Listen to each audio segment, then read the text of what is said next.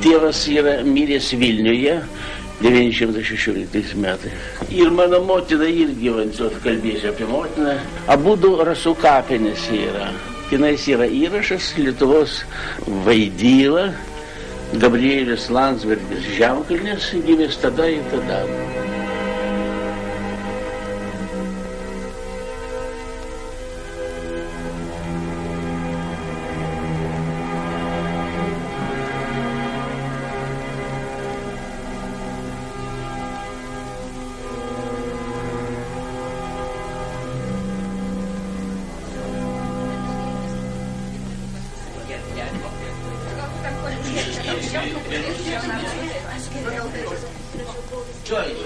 Tu ateik.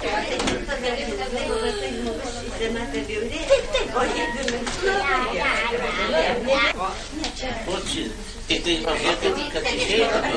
Ateik, Gražinas. Jeigu skaityti, kad čia mano jubiliejus yra 95 metų, pavadinkim jubiliejus, tai aš šalia šito jubiliejaus turiu antrą jubilieją. Tais pačiais metais. Jubiliejas vadinasi 90 metų. Kaip čia dabar išeina, kad 95 metai ir 90. O išeina dalykas toks, kad aš išmokau skaityti ir rašyti lietuviškai iš A iš B elementoriaus, Kriščiukaičio, Maskvoj. Buvau 5 metų darnios.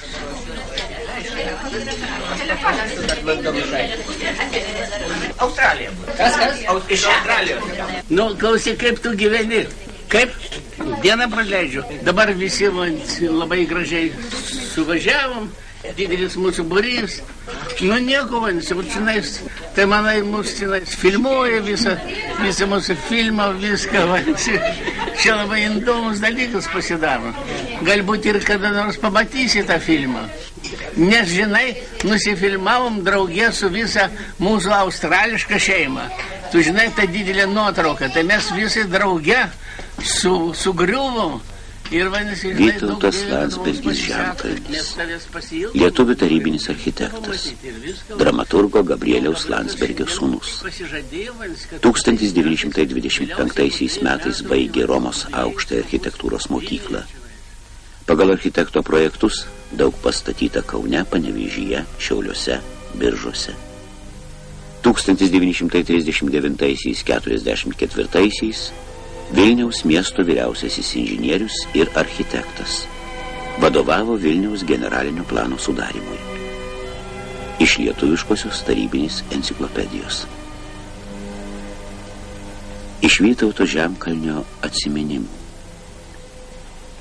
1944 metais mano sūnus Gabrielius kartu su grupe lietuviškojo pasipriešinimo dalyvių buvo Gestapo areštuotas ir išvežtas į Vokietiją. Ieškodamas sūnaus bei kitų pasipriešinimo dalyvių pėdsakų, Vokietijoje atsidūriau ir aš.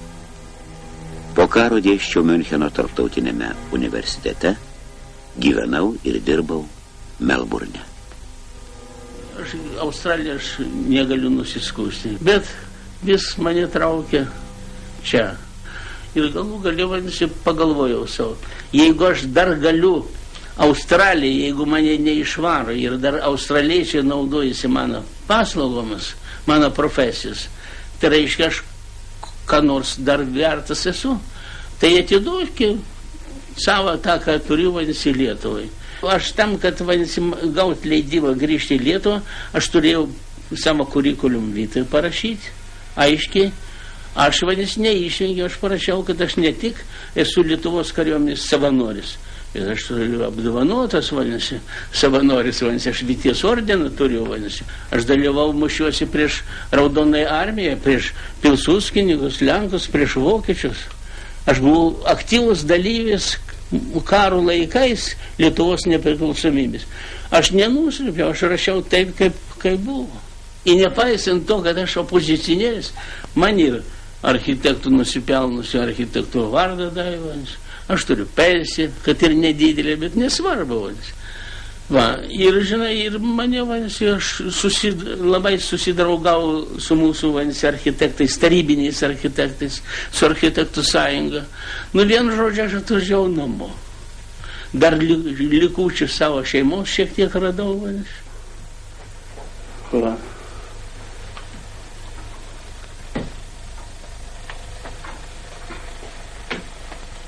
Tai jūs žinokit, kai jūs redaguosit, ką nors rašysit, tai jūs, vadinasi, pagalvokit, kas galima, kas negalima. Aš visuomet vienas dalykas, ką aš bijau, kad kiti neįkliūtų. Todėl mano parodymuose, mano, vadinasi, atsakymuose, raštuose, nerasite, vadinasi, pavardžių, vadinasi, kitų žmonių, kurie kitaip galvoja, kitaip elgisi. Va. Galiu tik tai paminėti tuos žmonės, kuriems negresia joks pavojus, nes jie jau po žemę. Taip, arba kurie gyvi, vadinasi, bet toli, seni, pasenę, negrįš, vadinasi.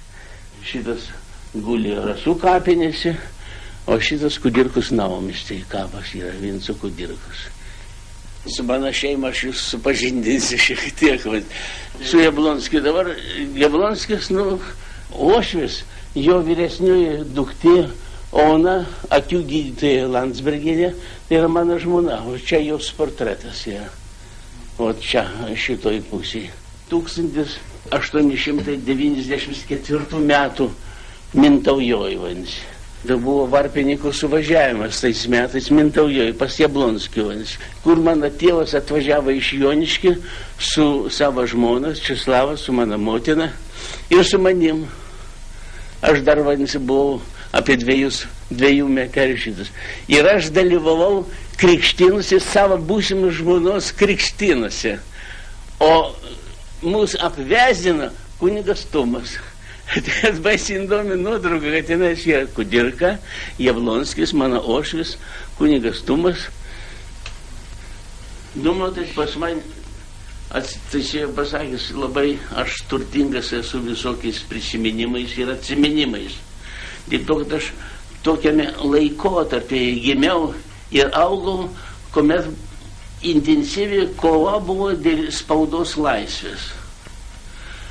Kudirka, vadinasi, mano tėvas su Kudirka labai bendravo, vadinasi, ir buvo geriausias jo pasekėjas. Nepasakyčiau, vadinasi, kad draugas, vadinasi, veikėjas, kolega ar kaip nors, bet tiesiog pasekėjas. Nes jo įtaka Kudirkos buvo taip didelė, kad jis, būdamas, skaitydamas Lenkų kilmės, Lietuvos bajoras, jis, vadinasi, metė visą, vadinasi, bajoryją, visą bajorijos istoriją, lauk nusavės nusikratė ir stoja, vadinasi, į Kudirkos eilį su varpu ir pradėjo, vadinasi, savo, vadinasi, lietuvišką liniją varyti. Juk, sakysime, ir mano šeimos, kad ir, vadinasi, vardai. Mūsų buvo 7 vaikai. Tai buvo Žygimantas, Barbora, vadinasi, Stanislava, Sofija, Gabrielė, Jadvyga ir aš pagrindukas jauniausias buvau. Taip? Ir aš jau buvau, vadinasi, ne Žygimantas, ne koks kitoks, vadinasi, bet Vytautas. Ir kuomet mane, vadinasi, krikštė Linkuvoje, tai kunigas atsisakė krikštyti Vytauto vardu. O tėvas pasakė, tik tai Vytautas ir ne kitaip. Tai jis atsisakė. Sako, gerai, jeigu atsisakęs, tai mes pakrikštysim reformatų bažnyčiai, ar bet kur, vadinasi, pas Mahometonus, vadinasi, vieno žodžio įteisinsim savo vaiką, vadinasi. Tai jis baisiai įsigando, jis sako, palaukit, vadinasi, porą dienų, aš turiu atsiklausti Kauno konsistorijos. Ir jis telegrafavo, rašė, aš nežinau, į Kauno konsistoriją, ir iš Kauno konsistorijos gavo, vadinasi, leidimą, kad galima pakrikštyti vienu vardu, Vytautas. Tėvas be abejonės, vadinasi, vedė, vadinasi, griežtą tokį savo šeimos tvarkymą lietuvių dvasiai. Nes jis buvo ištremtas, reiškia, iš Lietuvos, buvo ištremtas rusų, reiškia, valdžios 1895 metais. Dabar taip, pasibaigė tremtis kaip tik 3-4 metais. Ir tėvas, reiškia, iš tremtinio jau turėjo teisę grįžti į Lietuvą. Ir be abejonės jis grįžo į Vilnių. 4 metais buvo paskelbtas, vadinasi, dekretas, kad leidžiama yra lotynų, vadinasi, šitom raidėm spausdinti lietuviams. Ir tas iki be abejonės, o tas iki, vadinasi, Jablonskis todėl suorganizavo šitą laidą vaikams, mažos knygutės Žemaitijos raštai, vadinasi, Žemaitijos apsakymėliai. Ir be abejonės todėl kilo, vadinasi, idėja, vadinasi, paskelbti, atidaryti laikraštį, dienraštį palikti.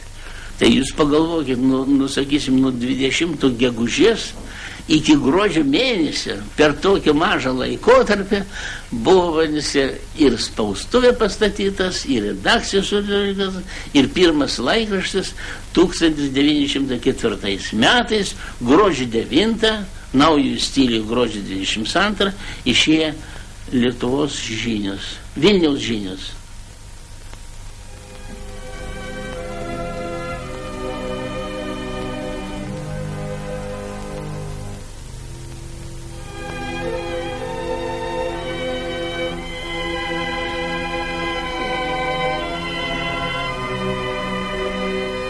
Palaukit, labai atsiprašau.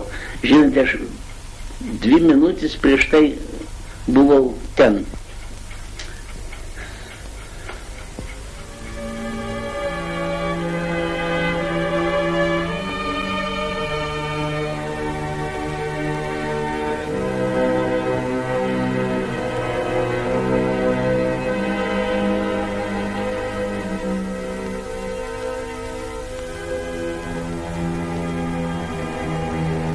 Aš jums pasakysiu nuoširdžiai ir tikrai, vadinasi, kad visa Lietuva tai mūsų kaimas ir mūsų kaimo žmonės. Aš atsimenu, kuomet dar, vadinasi, kovojom dėl Radviliškio, Karčiamos kaime aš gyvenau, vadinasi, su batarėja tenai stovėjau. Ir tai buvo ir senų, ir jaunų, vadinasi. Tai rodosi senas žmogus, beraštis, taip, bet tokiu sveiko proto, tokiu galvojimu, tokiu rimtumu, kartais biški humoro tokiu sveiko. Tai tokių, vadinasi, tokios asmenybės Lietuvoje aš užtikdavau daug. Va, ir man atrodo, kad visa mūsų inteligentija faktinai iš kaimo ir iškilo, iš bajoro, tai gali, vadinasi, ant pirštų suskaičiuoti vieną, kitą, trečią, kuris, vadinasi, paveiktas Aušros ar Varpo, Kudirkos, Basanavičius, Šliūpų ir kitų, vadinasi, žinai, pasidaro, vadinasi, Lietuvos patriotai.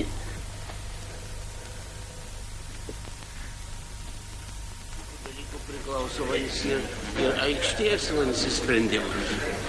Bet čia dar į tuos projektus kol kas tai neįeina.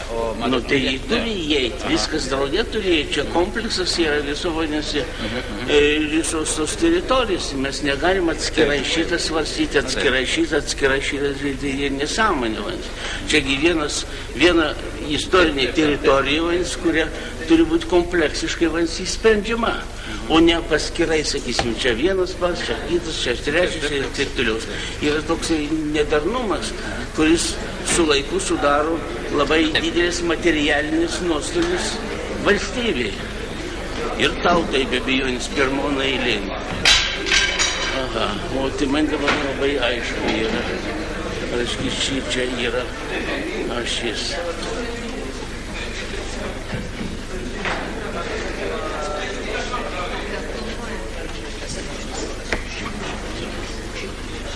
Taip.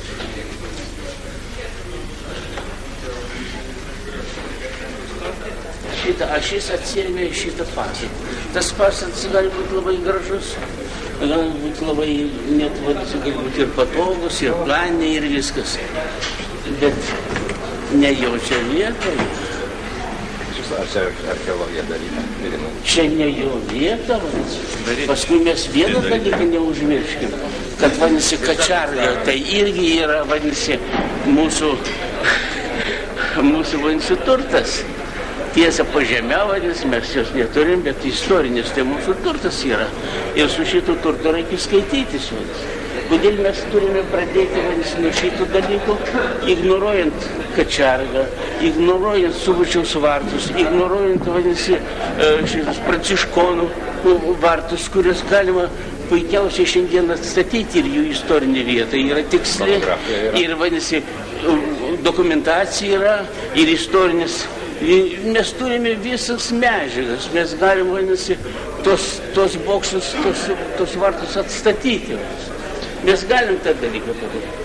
Aš tik tai stebiuosi, kad šituose susirinkimuose ir svarstymuose pasigendu mokslo akademijos atstovų. Juk mokslo akademija vadinasi vis tik turi teisę, jeigu ne veto, tai bent vadinasi gerą žodį vadinasi pritarti ar atmesti ar patarti. Ir tas mokslo akademija, kur tai pasimetusi, aš jos nerandu. Ne viename susirinkime jų nėra. Yra aptarimai, vadinasi, labai svarbus mūsų istorijos aptarimai, vadinasi, visiškai net be atsiklausimų mokslo akademijos. O rodos yra įstatymai, kur tai yra pasakyta, kad bet kokie, vadinasi, pertvarkymai senamiestį, vadinasi, istoriniai ir taip toliau, be mokslo akademijos pritarimų negali būti vykdomi. Lygiai tiek pat, vadinasi, nematau aš ir atstovo Vilniaus universitetą. Yra, nu atsiprašau.